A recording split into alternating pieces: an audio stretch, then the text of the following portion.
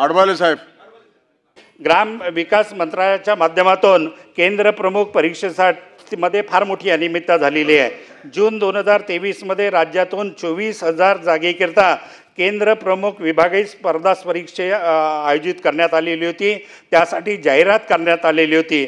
त्याकरता राज्यभरातून जवळपास 54,821 पात्र शिक्षकांनी परीक्षा अर्ज सादर केले.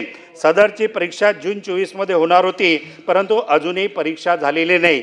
54,821 शिक्षकांकडून 1,000 रुपये प्रति याप्रमाणे जवळपास 54,82,21,000 रुपये या ठिकाणी वसूल करण्यात आलेले आहे. आणि हा टेंडर या ठिकाणी IBPS या कंपनीला देण्यात आलेला होता. पण 2 वर्षापासून अजूनही ती परीक्षा न झाल्यामुळे, त्या पदाचे RR तयार न झाल्यामुळे 2 वर्षापासून ती कंपनी करोडो रुपयाचं व्याज त्या ठिकाणी कमवते आहे. याकडे सुद्धा शासनानं लक्ष देणं हे काळाची गरज आहे.